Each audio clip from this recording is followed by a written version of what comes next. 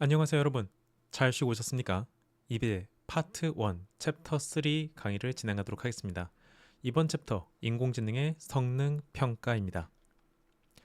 이번 챕터의 섹션을 소개하도록 하겠습니다. 섹션 1 인공지능 구현으로 시작을 했어요. 섹션 2 모델 평가 지표와 측정 방법, 그리고 섹션 3 머신러닝 모델 성능까지 같이 짚어보도록 하겠습니다. 자, 첫 번째 섹션 1 인공지능 구현 쪽을 살펴볼 겁니다. 여러분 교재상에서는요 60페이지를 펼쳐주시면 됩니다. 자, 여기는 언뜻 보면 되게 많은 것들이 존재를 하는데 사실 그 거대한 것들을 쫙 펼쳐놓은 거라고 보시면 되고요. 이거를 극단적으로 압축시키면 다음과 같은 순서대로 이제 압축이 되게 됩니다. 인공지능 시스템을 구현할 때 들어가는 프로세스가 총 6단계가 존재를 하고 각 단계별로 어떤 작업을 하는지를 알아두시면은 거기서부터 공부를 시작을 하시면은 조금 더 이 부분을 학습하실 때 부담이 덜 하실 거예요. 그래서 프로세스별 작업 첫 번째 문제 정의 및 계획 수립 있고, 두 번째 인공지능에 대한 그 데이터 수집 및 전처리, 그리고 세 번째 모델 설계 및 구현, 네 번째 모델 훈련 및 최적화, 다섯 번째 성능 평가 및 검증, 여섯 번째 결과물 배포 및 모니터링이 존재합니다. 이 부분은 이따 다음 슬라이드에서 좀 더 편하게 살펴볼 거고요. 자, 다음으로 AI 구축을 위한 핵심 기술들이 존재를 하는데, 여기 지금 보면 보조 언어들이 먼저 나오죠. 메인 언어는 지금 여기 보면 없는데 메인 언어는 현재 파이썬으로 일단 두고 있는 상태입니다. 그래서 각각의 주 언어인 파이썬과 보조 언어인 R, 자바, C 이 녀석들이 어떻게 이제 AI 구축을 위한 핵심 기술로 작동하는지를 갖다 같이 살펴볼 거고요. 그리고 프레임워크가 등장을 합니다. 이것도 이따가 별도의 슬라이드 상에서 도대체 프레임워크가 뭔데 여기에 같이 끼어 있는 거냐, AI 구축을 위한 핵심 기술의 프레임워크가 도대체 왜 들어가 있는지를 갖다가 함께 살펴볼 겁니다. 그리고 AI 개발과 그리고 유지 관리에 들어가는 여러 비용들을 절감해주는 요소 중에 하나가 바로 이거죠. 클라우드 AI 서비스라고 되어 있는데, 한마디로 클라우드 서비스를 갖다가 통칭해서 적어놓은 부분입니다. 그래서 이 부분도 이따가 뒤에서 다음 슬라이드에서 같이 한번 살펴보도록 할 겁니다. 첫 번째, 인공지능 시스템 구현 프로세스, 최상의 AI 시스템을 만들기 위한 절차라고 되어 있죠. 자, 이게 모든 인공지능 시스템 구현에 들어가는 절대적인 정답으로 작성되어 있는 게 아니라요, 그냥 보편적인 형태의 순서라고 보시면 될 것 같습니다. 그래서 각 단계별로 뭐가 메인 작업인지를 갖다가 여러분이 함께 공부를 해주시는 게 좋습니다. 왜냐면 극단적으로 난이도를 높이는 문제가 만약에 나온다면 이 중에서 뭐 4단계에 해당하는, 또는 뭐 모델 설계 및 구현 단계에 해당되지 않는 작업을 고르시오, 이런 문제가 나올 수도 있기는 해요. 근데 그 정도 문제를 준비한다면 시험 공부를 한 2주 정도 전에 미리 해두시는 게 좋지 않을까 싶습니다. 그 정도로 준비를 한다면은. 그래서 첫 번째 1단계 문제 정의 및 계획 수립. 왜 이걸 해야 되냐? 목표가 뭔지 알아야지 엉뚱한 AI를 안 만들죠. 그렇죠? 뭐 내가 원했던 거는 배달 주문 관리 AI인데 목표 설정 잘못해가지고 판매량 집계 AI를 만들면 곤란해지잖아요. 그래서 문제 정의 및 계획 수립이 첫 번째 단계에 자리를 잡고요. 두 번째, 데이터 수집 및 전처리. AI를 구성을 할 때 이 녀석이 작동하게 될 메인의 그 영양분 같은 거죠. 이 데이터 수집 및 전처리가 이루어지지가 않으면 애당초 AI가 만들어질 수가 없죠. 왜냐면 AI는 데이터가 있어야 작동을 하는데. 그러니까 2단계는 재료가 준비되어야 된다. 아주 보시면 되고요. 자, 3단계입니다. 모델 설계 및 구현 부분이 있어요. 데이터에 맞는 도구를 골라야 효율적 학습이 가능하다라고 되어 있죠. 그래서 AI 모델을 갖다가 어떻게 설계할 건지를 갖다 여기서 이제 구성을 해야 됩니다. 그러니까 이거를 1단계랑 헷갈리면 안 돼요. 네, 1단계 헷갈리면 안 돼요. 1단계 자체는 애당초 문제 포커스를 갖다가 원론적으로 먼저 지칭을 하고, 그 다음에 3단계에서는 구체적으로 어떤 모델을 갖다가 이제 설계를 하고 구현할 건지를 설계하는 거기 때문에 엄연히 두 개가 다른 겁니다. 자, 그리고 4단계 모델 훈련 및 최적화, 설계된 구조에 데이터를 넣어서 이제 지능을 갖다가 생성시키는 카테고리로 보시면 되고요. 자, 5단계 성능 평가 및 검증. 자, 이 4단계까지 해가지고 설계가 어느 정도 됐잖아요. 그러면 정식으로 이제 작동시키기 전에 테스트를 한번 돌려봐야 되지 않겠습니까? 그래서 5단계에서 이 지금 설계한 AI 모델이 우리가 1단계 때 목표했던 그걸 달성을 하는지, 또는 그거에 준하는지를 갖다가 검증하는 게 바로 이 5단계입니다. 그리고 6단계죠. 이제 5단계 성능평가랑 검증이 다 끝났으면요, 마지막에 결과물을 갖다가 배포하고, 이렇게 배포된 걸 또 모니터링 해야 돼요. 그래서 지금의 현재의 여러 GPT 모델, 클로드, 그리고 제미나이, 여러 AI 회사들이 계속해서 모니터링을 하고 또 스테이터스 웹페이지를 운영하고 있어요. 이게 무슨 말이냐면요, 구글이나 네이버에다가 status.openai.com 또는 status.gemini.com 또는 status.anthropic.com 하고 엔터 치시면 각 AI의 현재 서버 상태가 실시간으로 공지되고 있어요. 계속 모니터링을 하고 있다는 소리예요, 담당자들이. 그래서 문제가 생기면 고치고 수리하고 다시 그 문제점을 갖다 개선된 모델로 재배포해가지고 모델의 안정성과 성능을 갖다가 계속 유지 보수하는 거죠. 자, 그리고 이제 주언어와 보조 언어 부분을 한번 보도록 할게요. 주언어는 전체 프로젝트를 지휘하는 사령관 같은 거예요.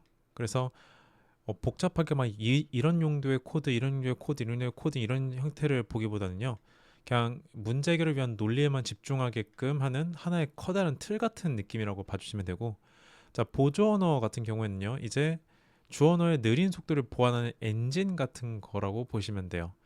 그래서 핵심 고속 연산을 전용으로 수행하는 이제 보조 언어라던가, 아니면 기존 시스템과 호환성이 좋은 보조 언어라던가, 아니면 통계적인 분석이나 시각화를 전담하는 보조 언어 같이 이제 주 언어를 갖다가 서포팅해주는 그런 형태로 이제 둘로 나뉘어져 있다고 보시면 됩니다. 그리고 이제 이런 언어들과 함께 등장하는 게 바로 이 프레임워크의 존재인데요. 이 녀석 덕분에 굉장히 효율적이고 빠르게 개발 단계를 밟아 나갈 수가 있습니다. 한마디로 표현하자면요, 프레임워크는 AI 개발 환경의 밀키트 같은 거라고 보시면 돼요. 그래서 특정 기능에 필요한 것들이 여러 패키징이 되어 있는 느낌이다 라고 봐주시면 될 것 같습니다. 개발에 필요한 뼈대랑 도구를 이제 미리 갖춰 놓은 소프트웨어 환경들이고, 그 사용자가 막 복잡한 어떤 공식을 모르더라도 그냥 이 프레임워크를 갖다가 딱딱 사용하면은 그거와 같은 기능을 갖다 구현하게 시도시킬 수가 있다는 거죠. 그래서 최신 AI 기술을 갖다가 쉽게 갖다 쓰고, 그리고 그 성능을 최적화할 때 되게 좋은 게 이 프레임워크입니다. 자, 한번 그러면 이제 이 다음으로 넘어가도록 할게요. 자, 프레임워크랑 함께 AI 개발 환경의 효율성과 그리고 비용의 적절성을 잘 서포팅해 주는 게 바로 이 클라우드 서비스입니다. 자, 간단하게요, 우리가 뭐 구글 드라이브를 쓰든지 간에 아니면 네이버 엔드라이브 쓰든지 간에 어떤 클라우드를 쓰는데, 거기서 제공받는 용량을 내가 실제로 가지고 있는 용량이 아니죠. 그냥 인터넷상에서 보는 용량이잖아요. 이렇게 실제로 나한테 하드웨어는 없지만 비용의 유무에 따라 좀 다른 용량을 받더라도 나한테 실제로 없는 하드웨어 용량을 갖다 쓸 수 있는 인터넷상으로 갖다 쓰는 걸 이제 클라우드 서비스라고 부릅니다. 그래서 AI 학습에 필요한 여러 고성능 컴퓨팅 자원들이 있어요. 그 컴퓨팅 자원들을 AI 회사들이 다 하나하나 생으로 사서 쓰면은 굉장히 힘들고 현실적이지 못하거든요. 그러니까 애당초 이런 대여형 클라우드 서비스를 제공하고 있는 업체들한테서 서버나 이런 자원을 빌려가지고 들어가는 돈을 최소화시키는 거죠. 새로 사는 것보단 빌려 쓰는 게 낫다, 이런 느낌인 겁니다. 그래서 첫 번째 AWS는 가장 오래된 1등 서비스고 기능이 되게 많고 안정성이 되게 뛰어납니다. 역사와 전통의 거라고 볼 수가 있고요. 구글 클라우드 플랫폼도 AWS만큼이나 역사와 전통이 되게 많은 플랫폼이라고 할 수가 있죠. 그래서 특히나 빅데이터 분석 도구가 강력한 모습을 보여주고 있습니다. 기술력도 되게 좋고요.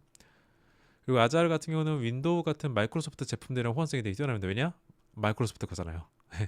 그래서 얘 같은 경우는 윈도우 계열의 마이크로소프트 계열의 제품들과의 호환성이 되게 뛰어나다, 이렇게 알아두시면 되고요. 이게 클라우드 AI 서비스의 가장 큰 메리트죠. 사용량만큼 비용을 낸다. 이게 중요한 겁니다. 서버를 갖다가 통째로 사고 하드웨어를 통째로 사면은 사서 유지, 보수, 관리, AS 다 이제 알아서 해야 되는데, 클라우드 AI 서비스를 쓰면요, 그냥 내가 쓰는 만큼만 돈 내면 다른 거 신경 쓸 필요가 없어요. 그래서 초기 투자비에 그 부담 없이 AI 사업이 가능하게 하죠. 자, 그럼 이제 한번 문제를 풀어보도록 하겠습니다.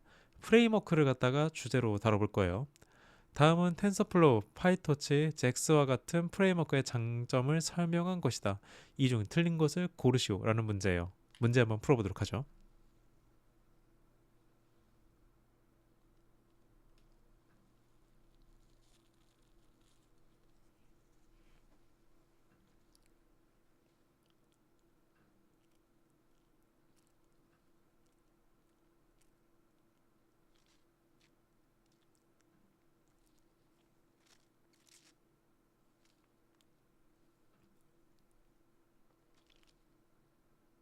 자, 다 풀어보셨습니까? 자, 일단 프레임워크 이 앞에 있는 애들은요 사실 버려도 돼요. 이건 갖다 버리고 뒤에 있는 게 핵심이죠. AI 프레임워크의 장점, 프레임워크의 장점을 갖다가 내놓으라고 하는 게 이 문제의 요구 사항인 겁니다. 자, 1번 개발에 필요한 뼈대와 도구를 미리 갖춘 필수 소프트웨어 환경을 제공한다. 이거 맞죠? 프레임워크에 대한 설명이잖아요. 자, 2번 복잡한 수학 공식을 몰라도 AI 기능을 구현할 수 있게 함수를 제공한다. 맞죠? 3번 검증된 코드를 재사용하여 개발 속도를 높이고 오류를 줄여준다. 맞아요. 자, 4번 프레임워크 없이도 구현 가능한 기능을 의도적으로 복잡하게 만들어 전문성을 높여준다. 자, 뒤쪽을 보면은 되게 그럴싸한 문장이지만 앞부분이 말이 안 돼요. 프레임워크 없이도 구현 가능한 기능을 의도적으로 복잡하게 만든다? 이건 프레임워크를 쓸 필요가 없게 되겠죠, 그러면. 그쵸? 자, 정답은 4번입니다.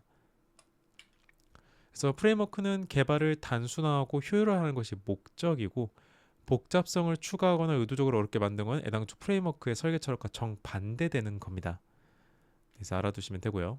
자, 다음 섹션 2로 넘어가도록 하겠습니다. 모델 평가 지표와 측정 방법입니다.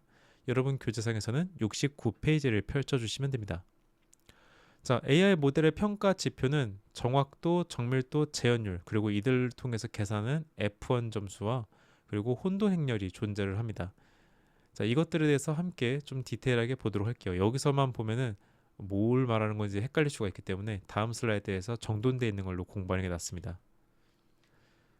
자, 모델은 대개 여러 가지 관점에서 평가가 이루어지게 되고요. 이 평가마다 고유의 공식 같은 것들이 존재합니다.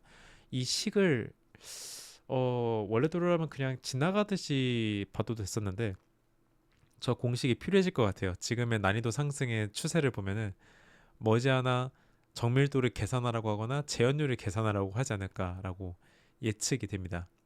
어쨌든 이 모델 평가 지표가 세 가지가 있다는 걸 꼭 알아두십시오. 왜냐? AI POT 문제는 네 개잖아요. 그 선택지가 네 개잖아요.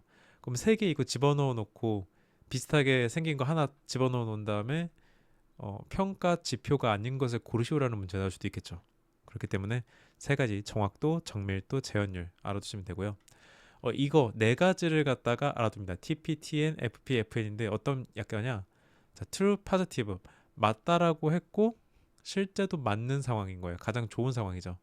그래서 비유하자면은 암 환자를 보고 암이라고 진단을 했는데 그게 정확했어. 그래서 제때 치료를 받게 했다. 이게 TP 같은 개념이라고 보시면 되고요. 자, TN, true, negative예요. 이거는 이제 위에 거랑 같은 성격이긴 하지만 방향은 조금 다릅니다. 자, true, negative는 아니다라고 했고 실제도 아닌 거예요. 자, 비유하자면 건강한 사람한테 암이 아니라고 했고 실제로도 건강하니까 암이 아닌 거죠. 이 두 가지는 true, positive, true, negative인 겁니다. 진짜로 맞다, 진짜로 아니다 이렇게 알아두고요. 자, FP, FN은 false positive and false negative 두 가지가 있죠. 자, false positive는 잘못된 맞다라는 거잖아요. 그렇죠? 실패한 맞다. 맞다고 우겼지만 사실은 아닌 거죠. 그래서 멀쩡한 사람을 암 환자로 오진해서 불필요한 걱정과 검사를 하게 만든 게 이게 FP 상태라고 보시면 되고요. 자, false negative는 잘못된 아니오인 거예요. 그러니까 암 환자가 맞는데 아니라고 한 거죠. 그래서 진짜 암 환자를 정상으로 놓쳐서 치료 시기를 놓치게 만드는 크리티컬한 케이스라고 볼 수 있습니다. 그래서 이 네 가지의 약어를 갖다가 이해하고 해석할 줄 알아야 되고요. 이 약어를 기억해야지 나중에 여기 적혀 있는 것처럼 정밀도나 재현율을 갖다가 개선할 수가 있습니다. 자, 그리고 이제 F1 점수, 혼돈익률 두 가지가 있죠. 영화 F1은 아는데 이 F1 점수는 뭘 말하는 거냐? 자, F1 점수는요. 아까 앞에서 우리가 봤던 이 정밀도랑 재현율을 갖다가 이 식에 맞게 계산을 한 겁니다. 그래서 정밀도와 재현율 둘 다 높아야 되겠죠. 딱 보니까 그렇죠. 둘 중에 하나라도 떨어지면 안 좋아지는 거예요. 그죠? 그래서 정밀도와 재현율 둘 다 높아야지 결과적으로 F1 점수도 높게 나옵니다. 다음 뭐 혼돈 행렬이라고 보니까 되게 막 뭔가 있어 보이고 그럴싸해 보잖아요. 아니에요. 혼돈 행렬은요 말 그대로 이 앞에서 얘기했던 TP, TN, FP, FN 값 있죠. 저 값을 갖다 이렇게 표기를 해놓은 겁니다. 네, 이걸 보고 혼돈 행렬이라고 불러요. 그래서 격자무늬 표에 담아서 이제 수치를 시각하는 거고 지금은 FP, FN, TP, FN, FP, TN 이렇게 적혀 있는데 실제로 이제 혼돈 행렬 쓸 때는 여기에 숫자가 들어가는 거겠죠. 그렇죠? 내가 수치를 갖다가 격자무늬 표에 담아서 시각하는 겁니다. 자, 그리고 ROC 곡선이랑 AUC 지표가 있어요. 이건 또 뭔가 싶은데 이건 하나의 기준점이라고 보시면 됩니다. 일단 그래프를 해석하는 방식을 알려드리자면요. 이 민트 초코 색깔 보이죠? 이 선에 가까울수록 어떤 게 이 색깔 있잖아요. 이 색깔이 이 선에 가까이 있을수록 좋은 겁니다. 훌륭한 모델이라고 보시면 돼요. 네. 그리고 이 곡선이 왼쪽 위에 가까울수록 마찬가지로 훌륭한 모델인 거예요. 제가 좀 약간 헷갈리게 지금 설명을 드렸는데 이 곡선이 왼쪽 위에 있는 1에 가까울수록 훌륭한 모델인 거고, 그리고 아래쪽에 있는 면적 너비가 넓어지겠죠. 당연히 얘가 왼쪽 위로 가면은 넓어지면 넓어질수록 더 좋은 모델이라는 뜻입니다. 그리고 AUC는 어떤 걸 말하는 거냐면 이 민트 초코 색깔의 곡선 바로 밑에 부분부터의 면적, 여기를 다 AUC 곡선 면적이라고 부릅니다. 그래서 얘도 마찬가지로 1에 가까울수록 완벽한 거죠. 그쵸? 근데 이게 정도껏이라는 말이 있잖아요. 우리들 말에 정도껏. 어떤 정도껏이냐? 떨어지더라도 여기까지 가면 안 된다는 정도껏이 있는데 그게 바로 이 점선이에요. 이 뜬금없이 한 줄 그어져 있잖아요. 근데 여기랑 여기랑 같은 거고, 이 점선은 뭐냐면 마지노선 같은 겁니다. 이게 왜 마지노선이냐면요. 여기가 0.5 지점이거든요. 딱 중간이잖아요. 그죠? 0.5, 0.5죠. 0.5 지점인데 여기까지 그 면적이 떨어지고 곡선도 떨어지면요. 사실상 이제 의미가 없는 거예요. 어떻게 의미가 없냐? 그냥 무작위 랜덤 뽑기랑 똑같으신 겁니다. 성능이. 그러니까 특정 결과물을 잘 뽑아내고 그런 게 아니라 그냥 랜덤인 거예요. 그래서 무의미한 영역이 바로 이 점선 영역이라고 보시면 돼요. 이 기준선 밑으로는 떨어지면 안 된다. 이렇게 알고 계시면 됩니다. 자, 이번엔 73페이지를 보도록 할게요. 모델 검증 방법 부분입니다. 모델 검증 방법에는 크게 네 가지가 존재를 하고요. 홀드 아웃 방법, 그리고 K폴드 교차 검증, 스타필드 K폴드 교차 검증, 그리고 룩 V, 리브 원 아웃 교차 검증, 이렇게 네 가지가 존재를 합니다. 자, 먼저 홀드 아웃 방법입니다. 이거는 딱 잘라서 이렇게 표현할 수 있어요. 딱 한 번 나눈다. 그러면 끝이에요. 얘를 표현하는 방식이 딱 그겁니다. 딱 한 번 나눈다. 데이터를 딱 제공을 받잖아요. 전체 데이터셋 제공을 받으면 이거를 한 번 두 덩이로 나눕니다. 근데 이제 핵심은 그겁니다. 이 평가용 테스트 데이터는요, 숨겨놔요. AI 모델이 이거를 보지 못하게 숨겨놓고 AI 모델은 이 훈련 데이터만 제공받습니다. 그래서 이렇게 별개로 격리해 놓은 훈련 데이터를 기반으로 이제 테스팅을 진행을 하고 학습을 진행을 하고, 그게 다 끝나고 나면 마지막에 시험을 볼 때 얘를 써요. 테스트 데이터 빼놓은 거. 아까 AI한테 안 보이게 숨긴다고 했잖아요. 여러분 시험 볼 때 시험 문제 미리 퍼지면 큰일 나죠. 얘도 마찬가지예요. 시험 문제를 위해 숨겨놓은 겁니다.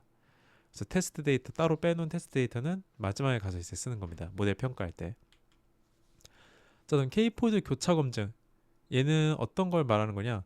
데이터 묶음이 있으면요. 데이터가 있으면은 이거를 이제 몇 개의 그룹으로 나눕니다. 조각으로 나누는 거예요. 네. 몇 개의 그룹이자 조각으로 나누고, 만약에 이제 K는 N이라고 부르는 게 있거든요. K는 N이라고 부르는 게 있는데, 만약에 이제 K는 5 이렇게 딱 적혀 있다. 그러면 데이터셋을 5개로 나누고 이러한 테스팅을 5번 진행한다는 소리예요. 무슨 얘기죠? K가 6이면 묶음 6개로 나누고 반복도 6번 하는 겁니다. 아시겠죠? 그래서 어떤 식이냐? 첫 번째 반복에서는 첫 번째 폴드가 시험을 보고 나머지 폴드 2, 3, 4, 5는 열심히 공부합니다. 그리고 이 시험이 끝나면은 다시 첫 번째로 시험 봤던 친구는 쉬면서 이제 공부하고, 두 번째로 공부하던 녀석이 내려와가지고 시험을 보는 거죠. 이렇게 5번을 갖다가 설정이 만약에 이제 5라고 돼 있으면은 5번을 갖다가 내려오면은 총 값이 나오겠죠. 각각의 애들이 시험 때 어떤 점수를 냈는지. 그럼 그걸 이제 평균 내가지고 최종 성적 매기는 거예요. 그래서 데이터가 적더라도 이제 낭비 없이 모든 데이터를 갖다가 한 땀 한 땀 사용하는 방법이라고 보시면 될 것 같습니다. 다음은 스트라필드 앤 K폴드 교차 검증이죠. 자, 얘는 비율에 집착합니다. 이 검증 방식은 어떤 말이냐? 일단 첫 번째로 전체 데이터셋, 오리지널 데이터셋을 먼저 봐요. 이 교차 검증 방식을 쓰면은 오리지널 데이터를 봤더니 자동차는 30대, 오토바이 18대, 킥보드 9대가 있어요. 그럼 이거 비율로 환산하면은 30대 18대 9죠. 그쵸? 물론 뭐 더 약분하면 되긴 하는데 일단 이런 식으로 30대 18대 9이면은 이제 데이터 분할을 할 때요. 예를 들어서 K는 3이다. 뭐 이렇게 잡았으면은 3이라고 딱 잡았으면은 세 개의 폴더로 나누겠죠. 세 개의 폴더로 나누는데 각각의 폴드 안에 전체 데이터셋의 비율과 동일하게 나눕니다. 그러니까 자동차 데이터가 30대 있고 오토바이 데이터가 18대 있고 큐포 데이터가 9대가 있으면 이걸 3등분한 거예요. 세 개니까 비율 다 맞춰서. 그래서 옆 폴더를 보더라도 다 동일한 개수가 자리한 것을 알 수가 있죠. 자, 이제 한번 밑을 보도록 할게요. 자, 얘는 지금 첫 번째 반복이 시작이 되면서 첫 번째 폴드가 테스트에 들어간 겁니다. 그리고 나머지 두 개는 앞에서 봤던 K 폴드 교차 검증처럼 공부하는 거고요. 그리고 그 다음에는 또 마찬가지로 트레인 작업을 해서 첫 번째 거 공부하고 두 번째 거 테스트 보고 세 번째 거 공부하고 이런 식인 거예요. 그래서 한 번씩 시험을 본다 이렇게 봐주시면 될 것 같습니다. 얘도 마찬가지로 마지막에는 평균을 냅니다. 자, 리브 원아웃 교차 검증. 얘는 진짜 극단적인 녀석입니다. 얘는요 테스트를 할 때마다 데이터를 하나씩 씁니다. 데이터 딱 한 개만 갖다 쓰고 나머지는 모두 학습에 쓰는 겁니다. 그러니까 이게 만약에 데이터가 막 뭐 100이다. 그럼 100번 돌리는 거예요. 네. 99, 100번 이렇게 돌리는 겁니다. 그래서 반복 횟수가 너무 많기 때문에 광범위한 되게 대량의 데이터를 갖다 놓고 돌리면은 진짜 세월이 금방 녹아버립니다. 그래서 관련 데이터가 극도로 적을 때 극도로 그 적은 상태에서 성능을 쥐어짜는 최후의 수단인 거예요. 근데 시간이 많이 걸린다. 그 때문에 알아두시도록 하고요. 자, 이제 문제를 한번 풀어보겠습니다. 다음은 AI 엔지니어가 특정 모델 검증 방법을 설명하는 내용이다. 이 검증 방법을 선택지에서 고르시오. 자, 문제 한번 풀어보겠습니다.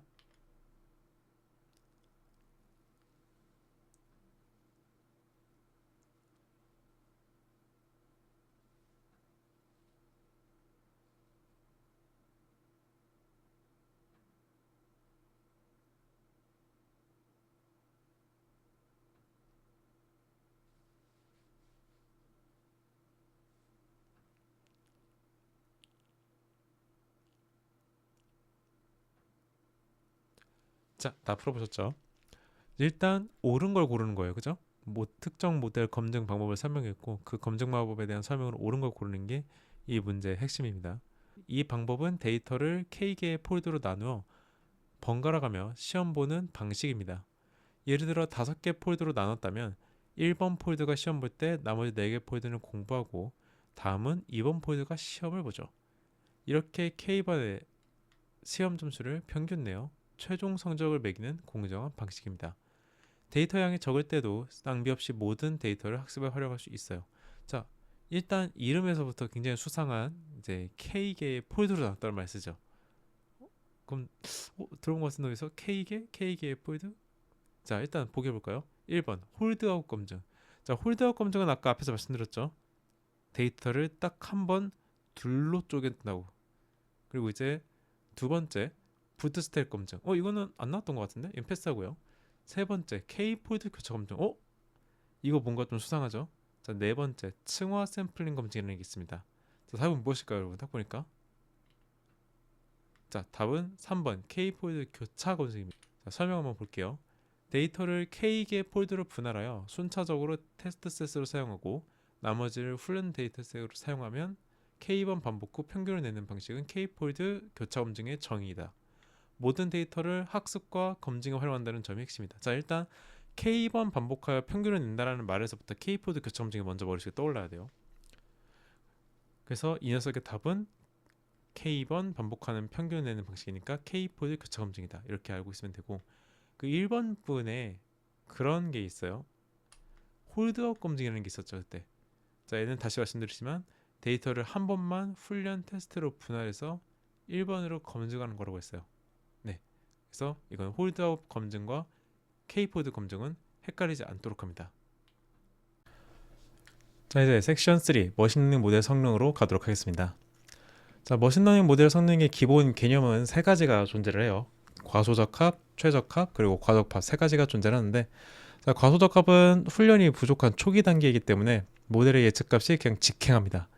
그러니까 데이터를 갖다가 따라가지 못하고 그냥 쑥 가버리는 거예요. 일직선에서. 훈련 데이터 성능도 낮고 테스트 데이터 성능도 낮습니다. 자, 최적합은 적절하게 훈련이 이루어져서 이상적인 상태예요. 데이터를 너무 따라가지도 않고 그렇다고 직선을 팡 튀기면서 이제 흐름이 없지도 않죠. 최적합은 정체적인 패턴을 부드럽게 포착한다라고 봐주시면 되고요. 자, 과적합은요. 훈련 데이터를 너무 과하게 암기했어요. 그러니까 훈련에 필요한 데이터가 워낙 적다 보니까 일단 있는 거라도 학습을 과하게 진행을 하게 된 거고, 이 때문에 훈련 데이터 성능은 되게 높지만 이렇게 과적합된 모델로 테스트를 진행해 보면은 실제 데이터 성능은 떨어지는 거죠. 테스트 데이터는 떨어지는 겁니다. 자, 이 과정에서 이제 과적합에 문제가 발생하게 되는데, 이 과적합을 막는 방법들에 대해서는 뒤에서 마저 다루도록 하겠습니다. 자, 일단 성능별 특징이죠. 첫 번째, 과소적합. 과소적합 너무 단순하다. 직선으로 가고요. 최적합, 적절한 흐름을 따라가는 그래프이고, 과적합, 테스트 데이터 말고 이제 훈련 데이터를 너무 과하게 따라가죠. 그래서 지그재그의 형태를 갖다 같이 띄게 됩니다. 자, 각각의 학습 성능별 오차의 관계, 이게 핵심이에요. 자, 과소적합은 훈련 데이터, 테스트 데이터 모두 성적이 낮습니다. 네, 그리고 최적합은 훈련과 테스트 모두 오차가 적은 상태이고요. 과적합은 테스트 말고 이제 훈련에 완전히 꽂혀 있는 거죠. 그래서 지그재그가 된다. 이렇게 알아두시면 되고요. 자, 이렇게 과적합이 되지 않게끔 또는 과적합이 됐을 때 해결하는 방법은 이제 가지치기가 가장 대표적입니다. 먹을 물, 데이터는 적은데 가지가 너무 많은 거예요. 그럼 어떻게 해야 돼요? 가지치기해서 날려야죠. 그래서 적은 양의 데이터로도 충분히 학습이 가능하게끔 해야 되잖아요. 그래서 학습 데이터의 과도한 넘기를 막고 이제 불필요한 규칙을 제거할 때 가지치기가 필요합니다. 그리고 실전 문제에서 오답을 내는 과적합 현상을 방지하는 이제 필수 과정이라고 봐주시면 될 것 같고요. 복잡도를 낮춰서 연산속도 높이고 일반적인 예측성능 향상시킵니다. 자, 다음 두 번째 과적합 해결 방법 드롭아웃입니다. 학습할 때 필요한 것만 빼고 나머지 뉴런을 꺼버리는 거예요. 지금 그림이 잘 표현되어 있죠. 그래서 학습 진행을 하다가 좀 과할 것 같은데 싶으면 애당초 전구를 닫아버리는 겁니다. 그럼 이제 켜져 있는 걸로만 뉴런이 움직이는 거예요. 켜져 있는 걸로만. 학습 중에서는 일부 뉴런만 작동을 하고요. 실제로 테스트를 진행을 할 때는, 평가할 때는 이 노드를 다시 다 킵니다. 뉴런을 다시 키는 거죠. 그러니까 학습만 과적합을 피할 수 있게끔 진행을 하고, 이제 실제로 과적합을 해결해야 되는 상황이 아니라 테스트를 해야 된다. 그러면 일부 뉴런 꺼놨던 거 다시 켜놓는 겁니다. 자, 그리고 애당초 이제 약간 좀 막간의 방법이죠. 애당초 과적합이 데이터가 부족하다 보니까 이제 벌어지는 문제 이거잖아요. 그러니까 그냥 데이터 자체를 증강시키는 거죠. 근데 어떻게 데이터를 증강을 시키냐? 새로운 데이터를 집어넣는 게 아니라 기존에 들어갔던 데이터를 갖다가 뭐 회전을 시키든 반전을 시키든 자르기를 하든 내용을 조금 바꾸든 하는 식으로 해서 기존에 있는 데이터 갖다가 마치 새로운 데이터인 것 마냥 늘리는 거. 그게 이제 데이터 증강 방식으로 과적합을 해결하는 방법입니다. 자, 문제를 한번 보도록 하죠. 다음은 초등학생을 위한 AI 교과서의 일부 내용이다. 이 설명에 해당하는 기법을 선택지에서 고르시오입니다. 자, 문제 한번 풀어볼게요.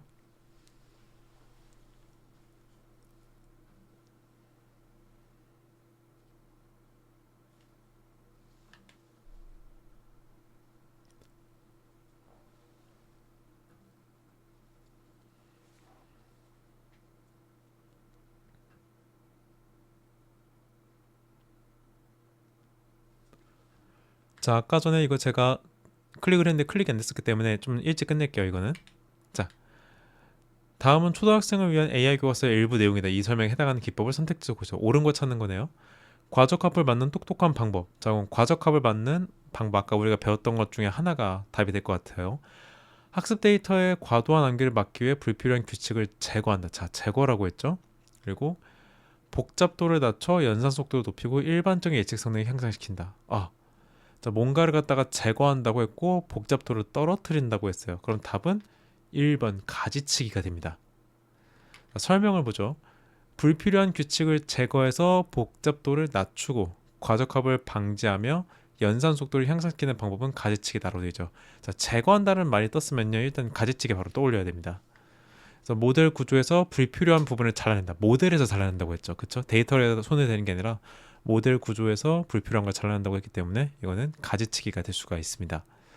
드롭아웃으로 정답을 착각하시는 분이 생길 수도 있는데 드롭아웃은 뉴런을 비활성화하는 거지 삭제하는 게 아닙니다. 아시겠죠? 비활성화로 삭제하는 게 아니기 때문에 드롭아웃과 헷갈리신 분들은 이 부분 주의해서 문제 풀어주시면 됩니다. 자, 해서 섹션 3 마무리를 지었고요. 이걸로 파트 1 부분은 종료가 됐습니다. 우리 좀 잠시 쉬었다가 이제 파트 2 넘어가 보도록 할게요. 그때까지 충분히 쉬고 오시기 바랍니다. 잠시 뒤에 다시 뵐게요.